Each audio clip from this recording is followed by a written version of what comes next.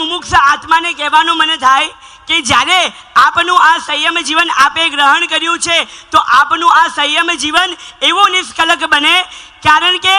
આપે એક સંસારનો ત્યાગ કરી, 2 રાગ દ્વેષનો ત્યાગ કરી, 3 રત્નત્રયીની પ્રાપ્તિ કરી, 4 કસાયોનું ચૂરણ કરી, 5 મહાવ્રતોનું પાલન કરી, 6 કાય જીવોની રક્ષા કરી, 7 ભયોને દૂર કરી, 8 કર્મોનો ક્ષય કરી, 9 તત્વના જ્ઞાતા બની, 10 યતિ ધર્મનું પાલન કરી, 11 અંગના જાણકાર બની, 12 ઉપાંગના જ્ઞાતા બની, 13 કાધ્યાથી મુક્ત બની, 14 રાજલોકના જીવોને અભયદાન આપી, ગુરુ આજ્ઞા અને પ્રભુ આજ્ઞાને શાસ્ત્રો દ્વારા સાંગો પાંગ કરીને પાળજો અને સ્વનું કલ્યાણ કરજો અને પર કલ્યાણમાં આગળ વધતા આજે આ મારા જીવડાનું પણ કલ્યાણ કરજો।